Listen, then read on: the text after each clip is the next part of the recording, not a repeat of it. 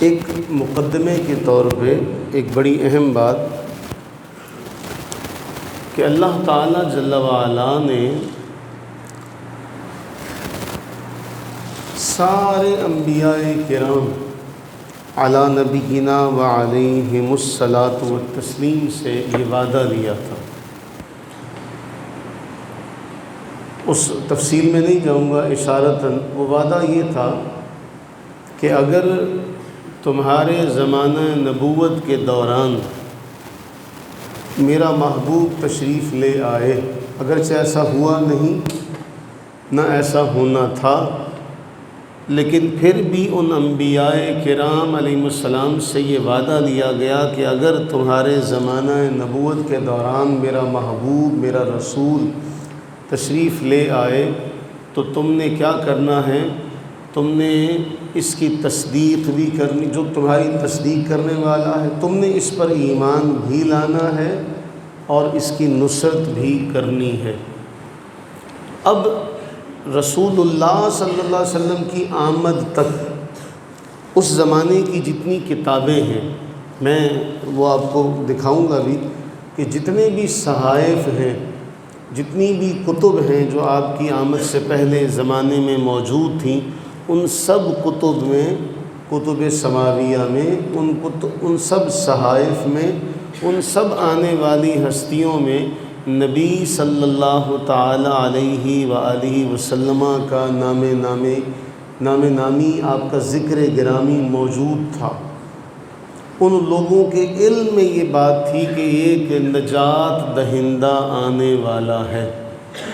یہی وجہ تھی کہ مدینہ طیبہ کے آباد ہونے سے کئی سو سال پہلے بادشاہ وہاں پر علماء کو آباد کر کے چلا گیا۔ تو یہ تو اس دور میں، اب یہ تو ذمہ اللہ نے اپنے اوپر لیا ہوا تھا۔ اب کس کی ذمہ داری بنتی ہے؟ اب ہماری ذمہ داری بنتی ہے کہ ہم اپنے محبوب، اپنے رسول صلی اللہ تعالی علیہ وآلہ وسلم کی ذات کے بارے میں زیادہ جانیں، تاکہ جہاں بیٹھے وہاں یہ ذکر کیا جائے کہ ہمارے نبی علیہ السلام کی یہ شان ہے، ہمارے نبی کا یہ مقام ہے، ہمارے نبی کا یہ مرتبہ، جہاں بیٹھے۔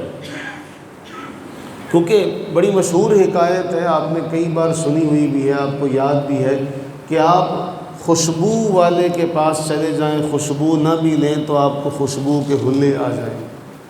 تو ہمیں وہ کردار اپنانے کی ضرورت ہے موجودہ دور میں۔ دیکھیں، جب حضور دنیا میں آئے نہیں تھے تب آپ کا نام لے کر کافروں پر فتح مانگنے والے لوگ بھی تھے۔ جب آپ آئے نہیں تھے تو آپ کا چرچا ہر جگہ۔ اب آ گئے ہیں، بلا شبہ اب بھی اس میں کوئی کمی نہیں، بلکہ اللہ نے قرآن میں فرما دیا کہ آپ پر ہر آنے والا لمحہ گزرے ہوئے لمحے سے افضل ہوگا۔ وہ اپنی جگہ پر ہے، لیکن اب ہماری ذمہ داری ہے، اب ہماری ذمہ داری یہ ہے کہ ہم اپنے اس روحانی باپ کا، اپنے اس قائد کا، اپنے اس مربی کا، جو ہمارا نجات دہندہ بھی ہے، جو ہمارا سب کچھ ہے، جس نے ہمیں اندھیروں سے نکال کر اللہ تعالیٰ کی بارگاہ میں لا کے کھڑا کر دیا، روشنیوں میں کھڑا کر دیا، اس کا کچھ نہ کچھ تو ہم پر ہے حق، بلکہ بہت زیادہ حق ہے۔ اگر سمجھا جائے تو ہمیں اس حق کی ادائیگی کی کچھ فکر کرنی چاہیے۔ اللہ تعالیٰ نے اس محبوب کو اس سے پہلے ہر نبی اور رسول اپنے مخصوص علاقے کے لیے، اپنے قبیلے کے لیے، اپنے قوم کے لیے آیا، لیکن جب رسول اللہ صلی اللہ علیہ وآلہ وسلم کو بھیجا گیا تو پھر قوم، قبیلہ، انسان نہیں دیکھے گئے۔ پھر کہا محبوب میں جس کے لیے رب ہوں، عالمین کے لیے میں رب ہوں، تو میں آپ کو عالمین کے لیے رحمت بنا کر بھیج رہا ہوں۔ اب ہم اس زمانے کی نفسیات کو سمجھیں جس زمانے میں نبی علیہ السلام تشریف لائے۔ بیٹیاں تو ایک طرف رہی، لوگ بیٹوں کو بھی پیار نہیں کرتے تھے، لوگ اپنے بچوں کو، بیٹوں کو، اپنے بیٹوں کو بھی نہیں چوما کرتے تھے۔ اللہ کے نبی صلی اللہ علیہ وسلم نے وہ سارا ان کے سامنے اسوہ رکھا۔ ایک ہے زمانے کی سمت چلنا، جس طرف پانی جا رہا ہے، اور ایک ہے زمانے کی مخالف سمت لے کر چلنا اور پھر دھارے کو اسی طرف موڑ دینا نبی صلی اللہ علیہ وسلم نے ایسا معاملہ کیا تھا۔ اور اس زمانے میں جب انسان کو انسان نہیں سمجھا جاتا تھا، نبی صلی اللہ علیہ وآلہ وسلم نے جانوروں کے ساتھ، کن کے ساتھ؟ جانوروں کے ساتھ جو محبت کا، صلہ رحمی کا سبق دیا، وہ رہتی دنیا تک کے لیے اپنی مثال آپ ہے۔ آج یورپ اس کا سب سے بڑا دعوے دار ہے کہ جی جانوروں کا جتنا ہمارے ہاں حقوق خیال رکھا جاتا ہے اتنا کسی کے ہاں نہیں رکھا جاتا۔ آج مسلمانوں کی ذمہ داری یہ ہے انہیں بتائیں کہ تم تو ابھی نہانا بھی نہیں جانتے تھے۔ میں آگے چل کے ذکر کروں گا یہ ساری چیزیں اسی نشستوں میں کہ ان کی جو اخلاقی کیفیت تھی وہ کیا تھی۔ جب نبی صلی اللہ علیہ وسلم نے عرب والوں کو یہ سبق بھی دے دیا تھا کہ تمہارے ہاتھ سے اگر کتے کو بھی کوئی پانی کا موقع مل جائے پینے کا تو اسے پلا دینا، اللہ اس کے لیے بھی بخشش کا ذریعہ بنا دے گا تم۔ اس دور میں اللہ کے نبی علیہ السلام نے یہ تعلیم دی۔ اچھا، سنن ابو داؤد کی حدیث ہے، حضرت سیدنا جابر رضی اللہ تعالی عنہ اس کے راوی ہیں۔ رسول اللہ صلی اللہ علیہ وسلم کے پاس سے ایک دراز گوشت گزرا، ایک گدھا آپ نے دیکھا، تو اس کے چہرے کے اوپر داغ لگا ہوا تھا، گرم لوہا کر کے چہرے پر داغ لگایا گیا تھا۔ اللہ کے نبی صلی اللہ علیہ وسلم نے فرمایا تمہیں نہیں پتا کہ میں نے یہ کام کرنے والے پر لعنت کہی ہے کہ تم نے جانور کا چہرہ بگاڑ کے رکھ دیا۔ اللہ کے نبی علیہ السلام نے اتنے سخت الفاظ، سوچئے وہ کائنات کا حلیم ترین شخص، حلم والا، جس کو خود پر پتھر پڑے، خود اس نے کیا کچھ کہا، اور جب پیشکش بھی کی گئی تو کہا میں لان تان کرنے والا نہیں، اپنی ذات کے لیے جو اس قدر فراخ، اس قدر حلیم الطبع ہے، جانور کا صرف چہرہ دیکھا تو فرمایا تمہیں نہیں پتا کہ میں نے جانور کا جو چہرہ ہے اس پر داغ لگانے والے پر بھی لعنت کی ہے، یہاں تک کہ جانور کے چہرے پر مارنے والے پر بھی میں نے لعنت کی ہے۔ کوئی اندازہ ہے اس بات کا کہ اللہ کے نبی علیہ السلام نے اپنی ذات کے لیے کیا معیار رکھا تھا، اور جانوروں کے لیے آپ نے کتنا اپنی امت کو تعلیم دی کہ ان کے چہرے پر بھی آپ نے نہیں مارنا، جانور کے چہرے پر نہیں مارنا۔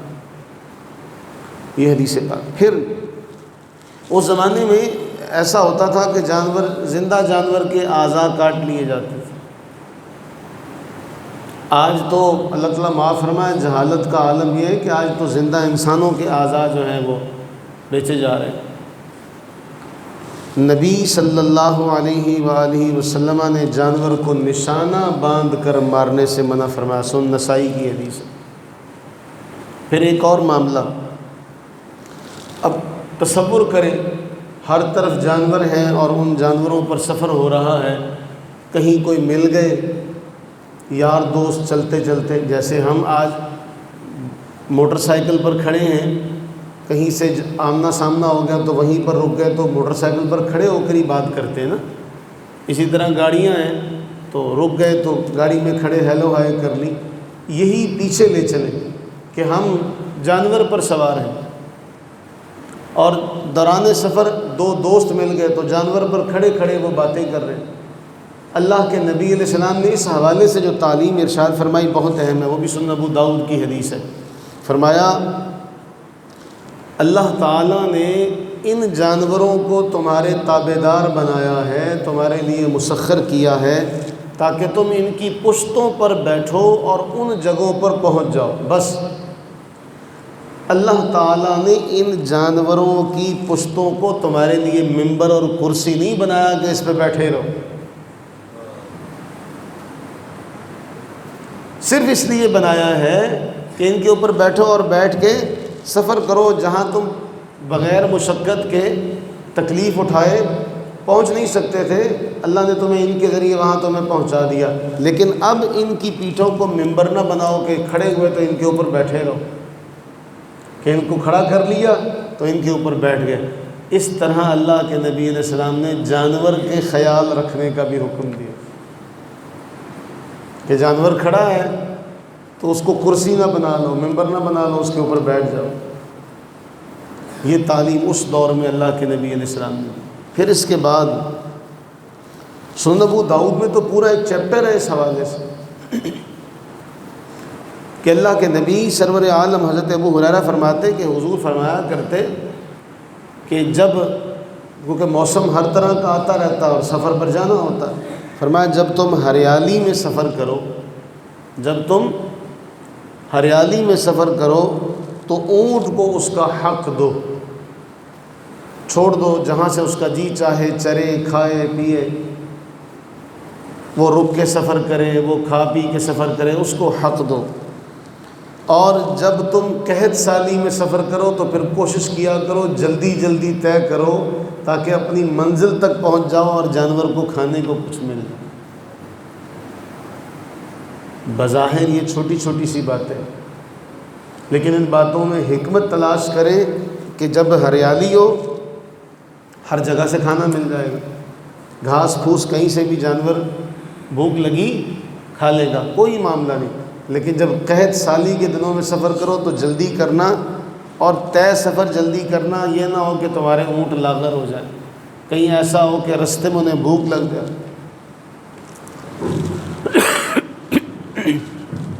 انہیں رستے میں بھوک لگے گی تو اس وقت کھانے کو کچھ نہیں ہوگا۔ ان کے ساتھ صلہ رحمی کا معاملہ۔ پھر آپ سارے جانتے ہیں، بڑی مشہور حدیث ہے، یہ بچوں کو سنائیں بالخصوص، کہ ایک انتہائی گناہ گار عورت کے بارے میں بھی یہ واقعہ ملتا ہے اور مرد کے بارے میں بھی یہ واقعہ ملتا ہے کہ انہوں نے شدید پیاس کے عالم میں کنویں میں اتر کر پانی پیا۔ جب کنویں سے باہر نکلے، دو الگ الگ واقعات ہیں۔ جب کنویں سے باہر نکلے کہ دیکھا کہ کتا جو ہے وہ جاں بلب ہے۔ اب وہ جانور ہے جسے رکھنے کی اجازت نہیں ہے، یہ وہ جانور ہے جسے اب رکھنے کی اجازت نہیں ہے، حرام جانور ہے، لیکن اس کے ساتھ معاملہ اب کیا ہے؟ پیاس کے مارے اب اس خاتون نے جو انتہائی گناہ گار خاتون ہے، اس مرد نے جو انتہائی گناہ گار ہے، جس کے پلے کوئی نیکی نہیں، وہ دوبارہ کنویں میں اترتے ہیں، اپنے اس موزے میں جو چمڑے کا موزہ تھا اس میں پانی بھرتے ہیں، اس کتے کو پلا دیتے ہیں۔ اللہ تعالیٰ اس ایک نیکی کو قبول کر کے ان کی بخشش فرما دیتا۔ اب جب یہ بات آپ نے بیان فرمائی تو صحابہ بڑے حیران ہو کے سوال کرتے، کیا جانوروں سے بھی نیکی کرنے کا کوئی ثواب ملتا ہے؟ حیران ہو کے سوال پوچھا گیا کہ کیا جانوروں کے ساتھ بھی نیکی کرنے کا کوئی ثواب ملتا ہے؟ تو اللہ کے نبی علیہ السلام نے ایک قاعدہ کلیہ بتا دیا، ہر تر جگر والے کے ساتھ نیکی کرو گے تو اس کا ثواب ملے گا، ہر ذی روح کے ساتھ نیکی کرو گے اس کا ثواب ملے گا۔ تو تعلیم گویا یہ دی جا رہی ہے کہ نبی صلی اللہ علیہ وآلہ وسلم کی ذات کا پرچار کرنا، ان کا تعارف لوگوں تک پہنچانا، یہ ہماری ذمہ داری تھی کہ بھائی سنو، ہم جس کا کلمہ پڑھتے ہیں انسان تو انسان رہے، حالانکہ شریعت کے جو مکلف ہیں، جو احکام کی ذمہ داری جس پر ہے وہ تو انسان ہے۔ یہ جو تعلیم آپ لے کر آئے، قرآن ہے، نماز ہے، روزہ ہے، زکوٰۃ ہے، جتنے بھی عقائد، ارکان، معاملات، یہ سب کس کے لیے ہیں؟ انسانوں کے لیے، ان کا تعلق انسانوں کے ساتھ ہے۔ لیکن نبی صلی اللہ علیہ وسلم نے بھلائی کا جو حکم ہے وہ انسانوں کو جانوروں کے ساتھ بھی نہیں، بلکہ مستدرک حاکم میں یہاں تک آتا ہے، یعلا بن مرہ کہتے ہیں رضی اللہ تعالیٰ عنہ، کہتے ہیں کہ میں اس سے پہلے ایک روایت آپ کو سناؤں کہ رسول اللہ علیہ الصلوۃ والتسلیم کے حوالے سے ایک جملہ ملتا ہے کہ اس کائنات کی ہر شے جانتی ہے کہ میں اللہ کا رسول ہوں۔ ایک جن و انس، نافرمان جن و انس نہیں جانتے ہیں تو مانتے نہیں ہیں، ورنہ اس کائنات کے اندر ہر شے کو علم ہے کہ میں اللہ کا۔ اب دیکھیے حضور علیہ الصلوۃ والتسلیم احد کے پہاڑ پر کھڑے ہیں اور احد کا پہاڑ ہلتا ہے تو حضور فرماتے ہیں رک جا، حضور علیہ السلام پہاڑ سے کیا فرماتے ہیں؟ رک جا۔ اب اس کا مطلب یہ ہوا کہ پہاڑ سنتے بھی، اس پہاڑ کو بھی پتہ ہے کہ مجھ پہ کون کھڑا ہے۔ جس رستے سے آپ گزرتے ہیں تو پتھر جو ہے وہ آپ کو سلام کرتا ہے، بلکہ وہ جو بچپن کا آپ کا سفر ہے جس میں بحیرہ راہب سے ملاقات ہوئی تھی، اس میں اس نے کہا تھا کہ جہاں جہاں سے گزرتے تھے درخت سایہ کرتے تھے، تو درخت کو بھی یہ پتہ ہے کہ میرے نیچے سے کون گزر رہا ہے، جس کو ہم جانتے نہیں ہیں، جس کو ہم کسی گنتی میں نہیں لاتے کہ یہ بھی کوئی زیرو چیز ہے، اس کے اندر بھی اللہ نے کوئی جان رکھی ہے۔ تو اس ہستی کے بارے میں تو پرندوں کو بھی پتہ ہے، جانوروں کو بھی پتہ ہے، شجر و حجر کو بھی پتہ۔ تو یعلا بن مرہ کہتے ہیں کہ ہم سفر میں تھے تو ایک جگہ پہ رکے تو ہم نے دیکھا کہ اونٹ حضور کے سامنے آ گیا۔ اونٹ رسول اللہ صلی اللہ علیہ وسلم کے سامنے آ گیا اور آنکھوں سے آنسو جاری ہو گئے۔ اسے بھی پتہ ہے کہ کس کی بارگاہ میں جا کر رونا ہے، کہاں فریاد کرنی ہے، کہاں میرے آنسوؤں کا، کہاں میرے درد کا درما ہوگا، اسے بھی پتہ ہے کہ وہ رویا۔ تو نبی سرور عالم صلی اللہ علیہ وسلم نے فرمایا اس اونٹ کے مالکوں کو بلاؤ نا ذرا۔ اونٹ کے مالکوں کو بلایا گیا، فرمایا یہ تمہاری شکایت کر رہا ہے۔ اب سوچئے اس اونٹ کو اب تک پال کون رہا تھا؟ مالک تھے نا وہ، جو اس کو کھلا پلا رہے تھے، وہ جو مرضی کریں، لیکن ان کو اس اونٹ کو پتہ تھا کہ بے شک مالک میرے یہ ہیں، لیکن ان مالکوں کا بھی کوئی مالک ہے۔ النبی اولیٰ بالمؤمنین من انفسہم، ہمیں تو قرآن فرما رہا ہے تم اپنی جانوں کے اتنے حقدار نہیں ہو جتنے میرے حبیب صلی اللہ علیہ وسلم تمہاری جانوں کے تم سے زیادہ مالک۔ فرمایا بلاؤ مالکوں کو، یہ تمہاری شکایت کر رہا ہے، یہ کہہ رہا ہے کہ تم اس سے کام لیتے تھے، ساری زندگی تم نے اس سے کام لیا، اب یہ کام کرنے کے لائق نہیں رہا، تو اب تم نے اسے ذبح کرنے کا فیصلہ کر لیا۔ اونٹ یہ بھی بتا چکا ہے۔ فرمایا کہ اسے ذبح نہ کرو، اسے ذبح نہ کرو، بلکہ اسے دوسرے اونٹوں کے ساتھ چھوڑ دو۔ یہ نبی صلی اللہ علیہ وآلہ وسلم کی ذات کا جانوروں کے لیے رحمت والا معاملہ کر، مستدرک حاکم ہے۔ پھر ابو داؤد کے اندر ہی ایک روایت ہے، عبداللہ بن جعفر رضی اللہ تعالیٰ عنہ کہتے ہیں کہ ایک روز میں رسول اللہ صلی اللہ علیہ وسلم کا ردیف تھا، آپ کے ساتھ آپ کے اونٹ پر سوار تھا، آپ کی سواری پر سوار تھا۔ آپ ایک انصاری کے باغ میں چلے گئے۔ جب باغ میں گئے تو وہاں ایک اونٹ دیکھا، جب اس اونٹ کی نگاہ نبی سرور عالم صلی اللہ علیہ وسلم پر پڑی تو وہ اونٹ رونے لگا اور اس کی آنکھوں سے آنسو نکل پڑے۔ اب یہ وہ بات، اس کا تعلق اس بات سے ہے کہ جس نے کبھی جانور رکھے ہوں وہ اس کو محسوس کرے گا کہ جانور جس سے تھوڑا سا بھی شناسا ہو، اس کی حرکات و سکنات ہوتی ہیں، مالک کو پتہ چل جاتا ہے کہ یہ کیا کہہ رہا ہے۔ اور یہ تو کائنات کا طبیب ہے، یہ تو کائنات کا طبیب ہے۔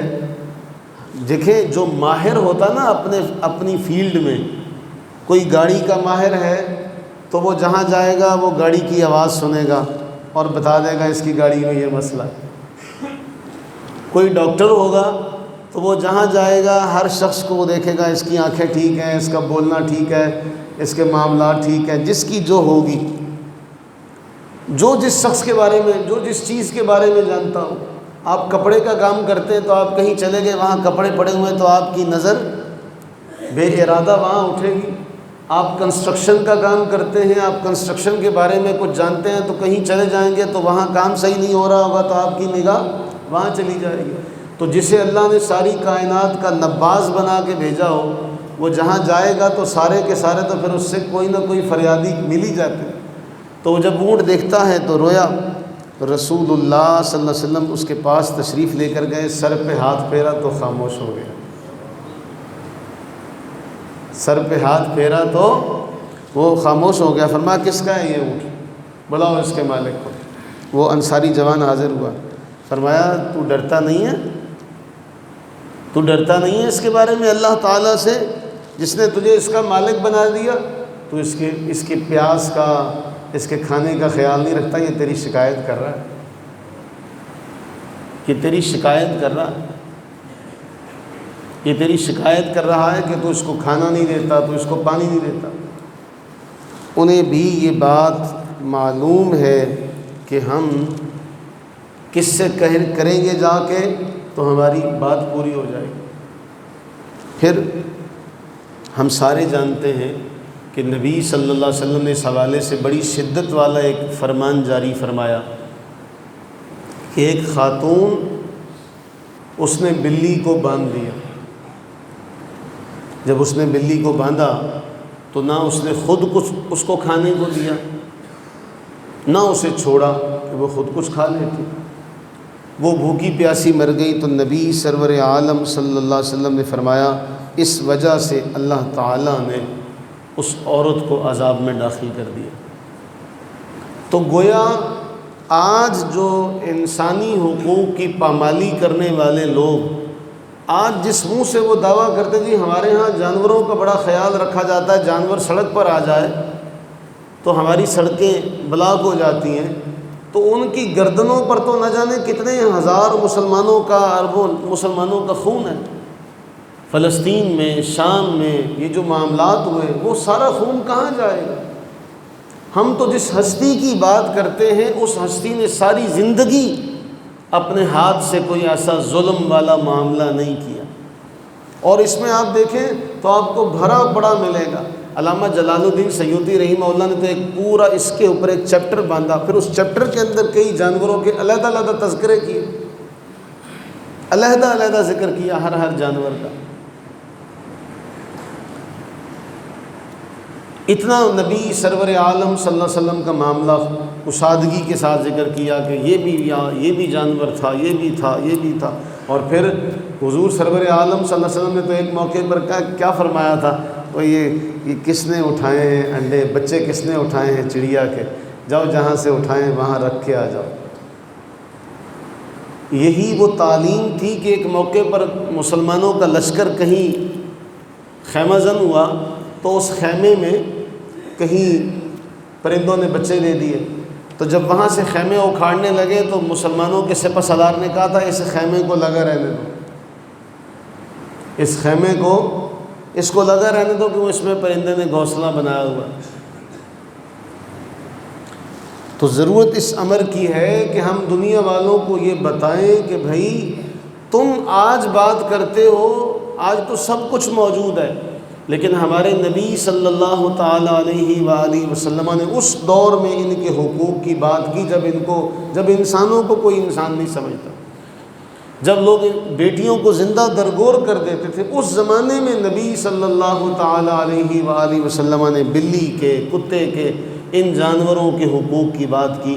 ان کو باندھ کر نشانہ نہیں مارنا، ان کا ایسے جسم اس کا ٹکڑا نہیں کاٹنا، ان کو ذبح ایسے نہیں کرنا، ان کو ذبح کرنے میں بھی ان کے ساتھ نرمی والا معاملہ تھا۔ تو میرے عزیزو، اس سے معلوم یہ ہوا کہ رسول اللہ صلی اللہ تعالیٰ علیہ وآلہ وسلم انسان تو انسان رہے۔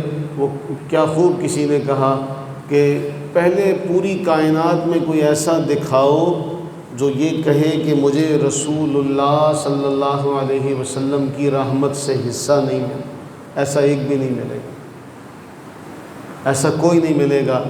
رسول اللہ علیہ الصلوۃ والتسلیم وہ رحمت ہیں کہ اس کائنات کا ایک ایک ٹکڑا، ایک ایک ذرہ آپ کی رحمت سے سرفراز ہے، آپ کی رحمت سے فیض یاب ہے، اور ہم سب سے بڑے طالب ہیں اور ہم سب سے بڑے فیض یاب ہیں۔ ہم انسان سب سے بڑے اس رحمت سے سیراب ہونے والا طبقہ ہیں، اور ہمیں طالب بھی ہونا چاہیے کہ ہمیں اس معاملے میں مزید طلب اور طلب جو ہے اس کا مظاہرہ کرنا چاہیے۔ اللہ تعالیٰ سے یہ دعا فرمائیں کہ اللہ تعالیٰ ہمیں نبی سرور عالم صلی اللہ تعالیٰ علیہ وآلہ وسلم کی ذات کو جاننے کی، سمجھنے کی، اس کا پرچار کرنے کی توفیق عطا فرمائے، اور ہم سب کو نبی صلی اللہ علیہ وآلہ وسلم کی عظمت کا جو یہ پہلو ہے، جو یہ سبق ہے، اس سبق کو سب کو بتانے کی توفیق عطا فرمائے۔ جب ہم اپنے بچوں کو یہ سبق سکھائیں گے نا کہ بچوں ہم جس ہستی کا کلمہ پڑھتے ہیں اس ہستی نے جانوروں کے ساتھ بھی صلہ رحمی کرنے کا سبق دیا، اس کا ایک فائدہ ہوگا۔ اصل میں ہم تربیت نہیں کر سکے اپنے بچوں کی، اپنی نسل کی تربیت نہیں کر سکے۔ اگر ہم بچوں کو یہ بات بتائیں گے، دیکھیں جس بچے کو آپ نے یہ سبق سکھایا کہ بچے چیونٹی بھی بلا وجہ نہیں مارنی، بلی کے ساتھ بھی یہ معاملہ کرنا ہے، کتے کے ساتھ بھی یہ معاملہ کرنا ہے، جب وہ دیکھیں گے سفر کرتے ہوئے کسی جانور کو مارا جا رہا ہے تو ان کے دل میں نرمی آئے گی، تو جب وہ جانوروں کے ساتھ بھی نرم ہو جائیں گے تو پھر جب انسانوں کا معاملہ آئے گا، جب انسانوں کا معاملہ آئے گا تو ان کے اندر رحم خود بخود آئے گا۔ تو جس کو آپ نے جانور سے محبت کرنا سکھا دیا تو گویا اس کو آپ نے انسانیت سے محبت کرنے والے راستے پر لگا دیا، لیکن جب آپ نے وہی نہیں سکھایا تو پھر وہ انسانیت والی جو محبت ہے وہ بھی اس کے اندر نہیں آ سکتی۔